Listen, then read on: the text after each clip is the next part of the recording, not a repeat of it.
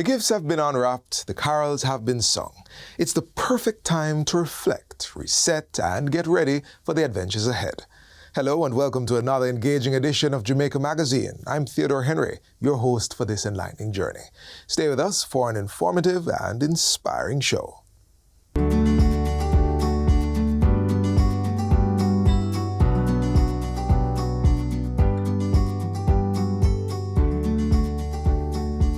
Hey Conroy, what do you love most about being an artist? What I like the most about being a visual artist is that it allows me to be myself.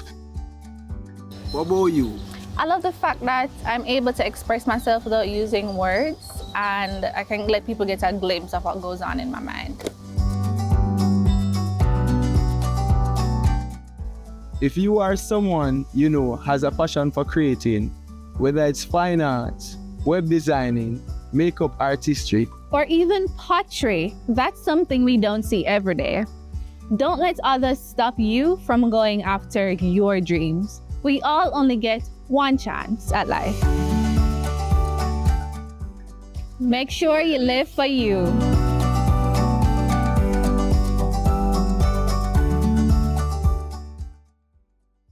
Thanks for staying with us. Law, justice, and legalities are always in season. Dive into the heart of regional justice as the president of the Caribbean Court of Justice shares insights on the court's mission to serve the region and explore Madame Justice Chantal Noniwu's inspiring vision as she steps into her role on the CCJ bench.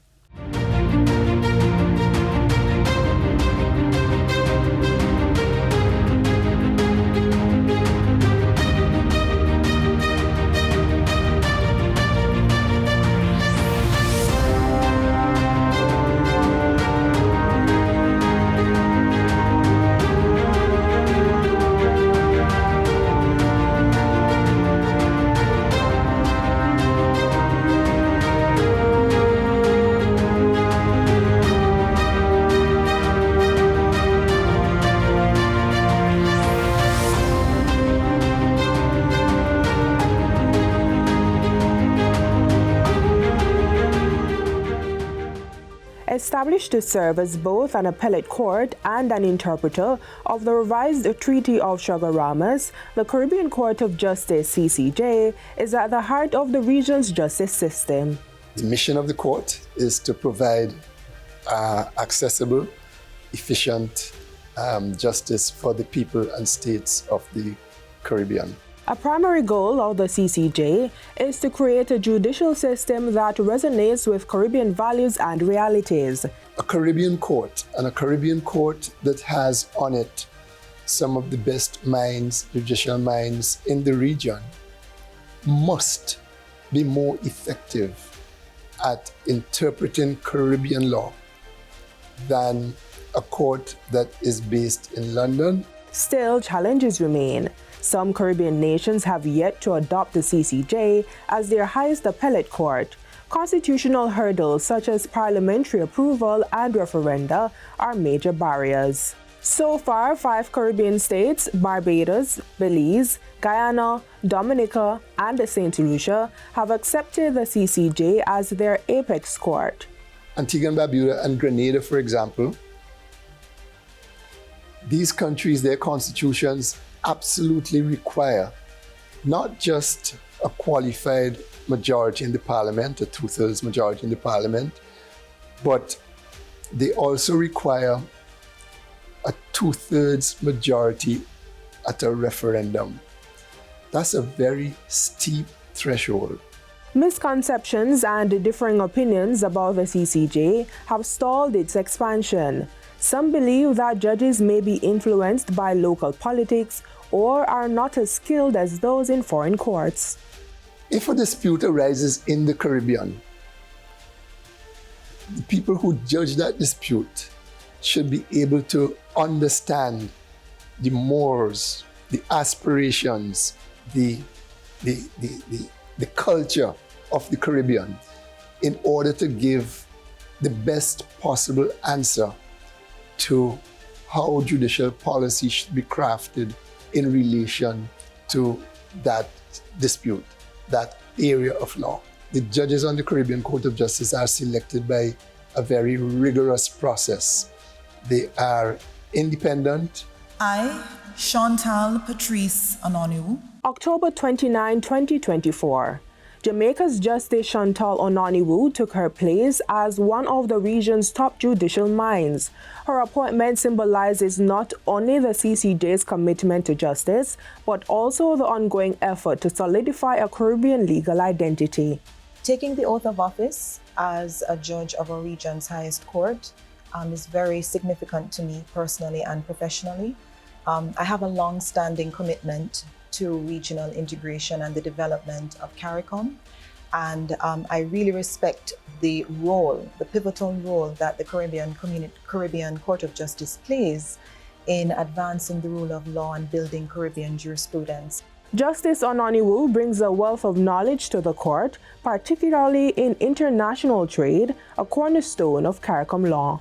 Her appointment also brings gender balance to the bench, a significant milestone in Caribbean judicial history. She is the third female judge to sit on the CCJ's bench and the second Jamaican to hold such a post. Women see things, life, through different eyes from men, and in securing justice, it is always good to have both male and female perspectives looking at the same problem. Beyond her duties on the bench, Justice Ononiwu is committed to legal education, believing it plays a crucial role in the court's mission. The court has a very important role that it plays with respect to judicial and legal education across the region. And particularly when it carries out those functions, there is widespread engagement with stakeholders across the region. I could mention, for instance, the work of a number of affiliated institutions of the court, like the CCJ Academy for Law, which really does a lot of work with respect to, seeking to advance the development of legal regimes that are supportive of sustainable regional development. As the CCJ approaches its 20th anniversary, its judges continue to champion a justice system that serves Caribbean citizens. Justice Ononiwu's arrival brings new energy and perspectives, promising a future where justice truly reflects Caribbean values. My primary goal really is to adjudicate cases fairly, competently, impartially, and with integrity. That really is my primary goal. The decisions that I will make as a judge will impact lives, they'll impact freedoms, they'll impact rights, property. The Caribbean Court of Justice and its judges remain dedicated to justice for all, shaping Caribbean jurisprudence for generations to come.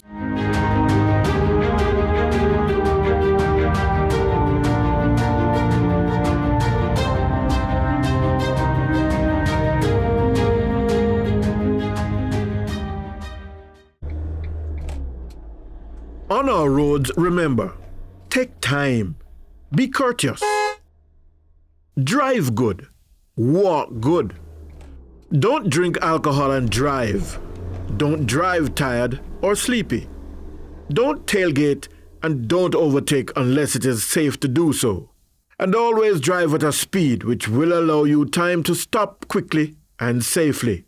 Let's keep it safe on our roads.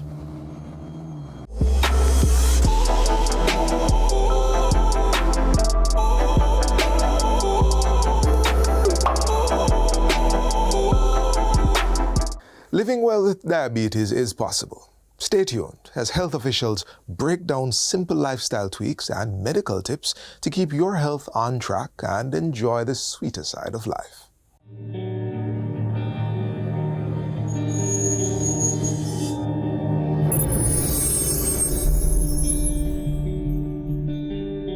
Diabetes is a serious chronic lifestyle disease affecting millions of people over the world and continues to increase. Diabetes affects how your body turns food into energy. It is a disease in which your blood glucose or blood sugar levels are too high and glucose comes from the food you eat. Insulin is a hormone that helps the glucose get into your cells to give energy. Sometimes your body doesn't make enough or any at all, doesn't make any insulin, and so it doesn't use the insulin well. Glucose then stays in your blood and doesn't reach your cells. Over time, having too much glucose in your blood can cause complications. Example, situations with the kidney, heart disease, and so on. Although diabetes has no cure, there are steps you can take to manage your diabetes and stay healthy.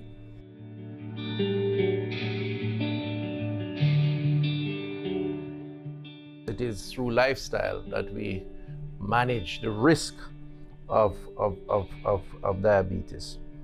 Those behaviors include increased physical activity, a healthy diet, routine health checks, and strict adherence to medication. The ministry will be championing the cause of persons living with diabetes.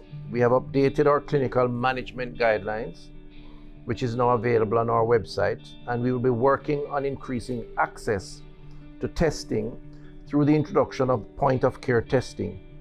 This methodology of testing is the gold standard for monitoring and control of diabetes.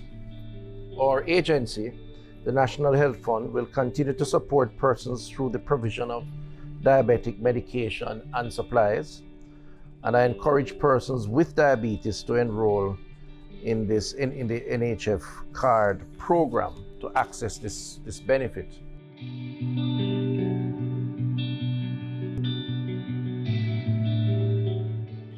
The person with diabetes should really have an opportunity to sit down with a trained clinician who is able to help them to understand the concepts of diabetes self-management, education, and support. There are 4 core areas the patient must begin to understand. How and when to take medication. That's the first one. If you take insulin, then you need to know how does your insulin work and how do you eat in relation to the insulin. Then there are the people who have type 2 diabetes, which commonly start off with education on activity and just healthy nutrition. And then we add 1 of 5 classes of oral agents. And then we teach them how to make food, how to eat food. Also, we think of things like target blood pressure. Is your weight healthy, or do you need to lose a little weight? And most importantly, how do you feel? What is your quality of life? All of this is what we focus on. Also, when you get your lab work done, what is your hemoglobin A1C? The target should be 7% or less. Keep that number in your mind. Diabetes damages the feet, the kidney, and the eyes at first, and then eventually we also find it can cause coronary vascular disease too. But for foot care, the person with diabetes every day, you wash your feet, wash them properly. Dry your feet, dry between the toes. Moisturize your feet, but do not put moisturizer between the toes. Make sure that you wear cotton socks, right? If you're going to have your toes cut by somebody trained who knows how to cut them. Examine your feet every day. Do not walk barefoot. Please, please, please do not walk barefooted, because if you injure or cause trauma to the feet, you may not feel it because your diabetes has damaged the nerves to the feet. And finally, when you buy shoes that are comfortable and that you can wear without causing blisters or trauma to the feet. Now we have research that shows that I can prevent the eye damage, the kidney damage, the foot damage, and the amputations by just keeping my blood glucoses under control and taking care of myself.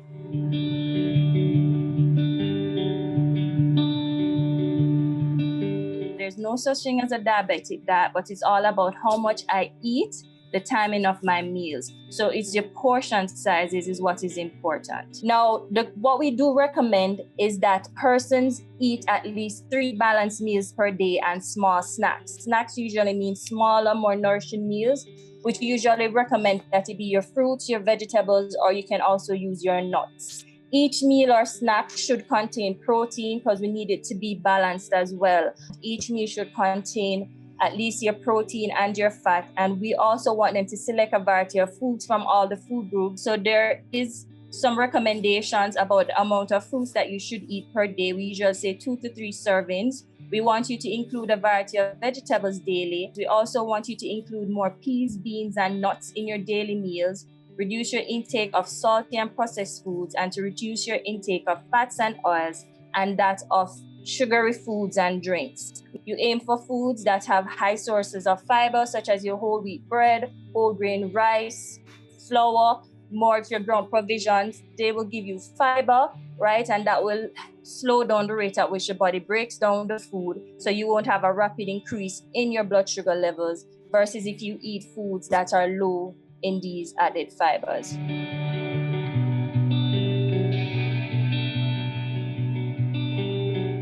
When you're having alcohol as a person living with diabetes is not to have it on an empty stomach, because it gives the risk of lowering your blood sugar. And also what we want you to do is that once you have diabetes, we do not really recommend the mixed drinks, so as to say, because they usually have a sweetened base.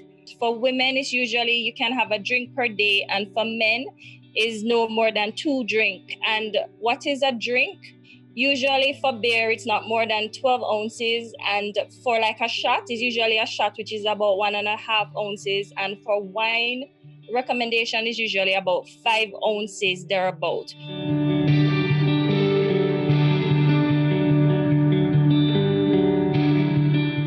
There are several researches that have shown that physical activity, when done properly, for persons who are diabetic, again, you heard it, allows you to use up glucose. For children, the recommendation is at least 60 minutes, 5 days a week of moderate to vigorous activity, and it must be a combination of muscle and bone strengthening activity. That's the recommendation for our children. For adults, it's at least 30 minutes, 5 days a week to get some health benefit, meaning increase circulation, reduce stress. And for the elderly, it's at least 30 minutes, 5 days a week. If you're a diabetic patient, these are some of the activities that are very good for you. Swimming, jogging, dancing, these activities, they're not very vigorous. You maintain them at a low to moderate pace, and it's a very effective way of managing and controlling your blood glucose or your blood sugar. If you are going to start a physical activity program, that you check with your doctor before you start, because if you have a condition, if you're diabetic, hypertensive, you have any other medical condition, your doctor will determine the intensity level, the type of activities that you can do.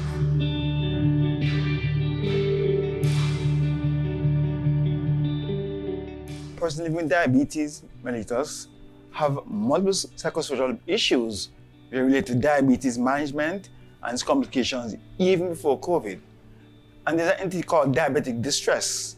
It refers to the negative emotions, such as feeling hopeless, angry, or frustrated that persons who are diagnosed with diabetes experience, especially if they lack social support. I must mention we have the mental health helpline, which is 888-639-5433, or simply remember 888-NEW-LIFE, which is a 24-hour, 7 days per week psychological support produced by psychologists. When you call this number, they can provide emotional support for you. If you are feeling any form of emotional distress, they can provide support for you, and where you need additional help, they will direct you to additional help.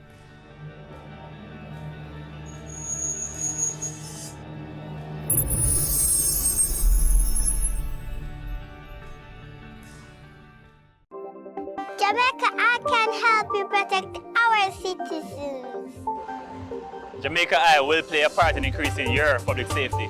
Jamaica Eye is part of an island-wide network of camera surveillance systems designed to increase the safety of you, our citizens. If you have a camera system outside your home or office facing a public space, log on to jamaicai.gov.jm today. Jamaica Eye, we're all connected. The Ministry of National Security, creating a safer and prosperous Jamaica.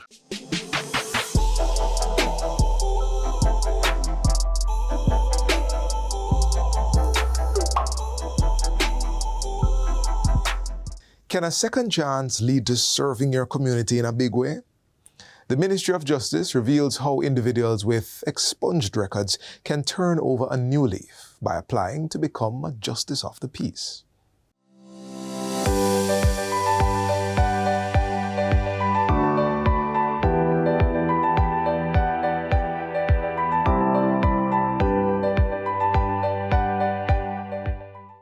Imagine you've to turn your life around after a mistake that led to a criminal record. The slate has been wiped clean through the process of expungement. But now, you are faced with a new challenge, a desire to serve your community as a Justice of the Peace JP. However, one question lingers in the back of your mind. Will my past, though officially legally erased, still haunt my future? Let's find out. But first, who is a Justice of the Peace and what is meant by the term expungement? A Justice of the Peace, commonly referred to as a JP, is a person of unquestionable integrity who seeks to promote and protect the rights of individuals. JPs are essential figures in the community, serving in various capacities that include witnessing documents, serving as lay magistrates, and playing crucial roles in the legal and judicial system. Now let's talk about expungement. This term refers to the process of having a conviction removed from one's criminal or police record after a specific period has elapsed and certain requirements have been met. It's a legal way to ensure that past mistakes don't define your future. If you're looking to become a JP, here's the first step in the application process. You may apply by first going on the Ministry of Justice's website at moj.gov.jm, and you can download the application to become a Justice of the Peace. If you do not have access to the internet, then you may visit the custos in your parish and access a form. We also have the application forms at our justice centers, or you may come to the Ministry of Justice at 61 Constant Spring Road to get an application form. Once you have the application form, you'll need to gather the necessary documents. So you have to be able to establish your age, your date of birth. And so you need your birth certificate. If it is that you have a name change, you may need to provide, for example, if you have gotten married, a marriage certificate, or if you have done a depol. And so you may have to take the necessary steps just to make sure that the official name that you carry is validated through these instruments. So you should have a copy of those to be provided to the ministry through your custos. You will also have to obtain 2 letters of recommendation. You may get the letters of recommendation from a Justice of the Peace or a police officer at the rank of superintendent upwards. A pastor of a church may also provide the recommendation. One crucial aspect of the application process is the declaration of any past criminal convictions. But what the government of Jamaica has done through the Criminal Records Rehabilitation of Offenders Act under Section 25, what it speaks to on the legal status, and I prefer to read the exact language of it. It says, a rehabilitated person shall, in relation to any expunged conviction for all purposes in law, be deemed to be a person who has never been charged with, prosecuted for, convicted of, or sentenced for the offense to which that conviction relates. Once the record is expunged, there is no need for you to make that indication on the form. So simply put, having an expunged record does not stop you from becoming a Justice of the Peace, but it's important to take the necessary steps to ensure you have a clean record. And so even though the steps would have been taken, approval given, and the records are expunged, if they do not take the additional steps to pay to the criminal records to have a clean record, the possibility of traces and evidence of them having been convicted could have implication. Assuming you've taken the proper steps and have a clean record, now with the JP application form completed and submitted to the relevant custos, what's next? Now, once a custos is in receipt of the application form, that custos has an obligation to ensure a discreet inquiry utilizing a police officer from the rank of inspector upwards.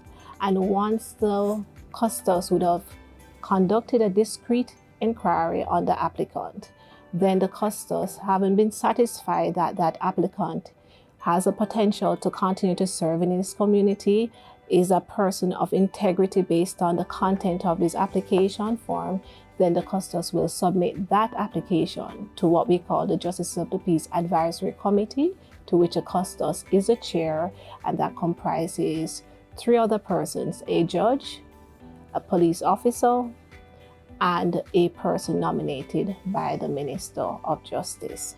That committee will assess the application and make a recommendation to the Minister of Justice to say that this applicant is suitable to be considered for the office of Justice of the Peace. The Minister will then make a recommendation to the Governor General for that person's appointment. But before the Minister makes a recommendation to the Governor General, the applicants are required to complete a training program at the Justice Training Institute. It is 18 hours contact to introduce them to the Office of Justice of the Peace and the requisite legislations that they will have to be mindful of that empowers them to carry out their functions. Becoming a Justice of the Peace is a process that requires dedication, integrity, and a commitment to serving the community.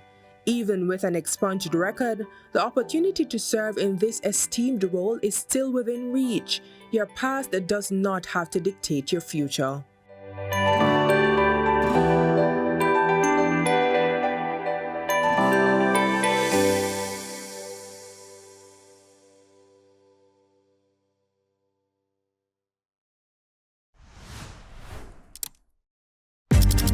Thanks to my Prime Minister for this opportunity. For me to be a homeowner. I was living in a terrible condition for so many years. Thank you again. We just try to make life goes on with the little that we have. It is the aspiration of the government. It is what the government tries to do every day, to lift people out of poverty into a decent life. The new social housing program is a key component of the social safety net. As I've always said, this is probably one of the most fulfilling programs for me, because you literally see the transformation of people's lives.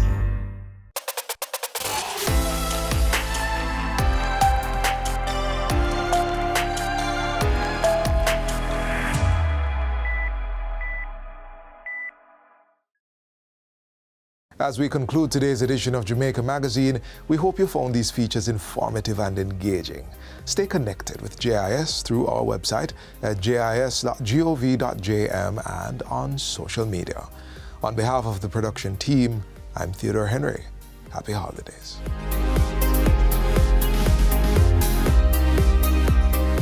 This has been a production of the Jamaica Information Service, the voice of Jamaica.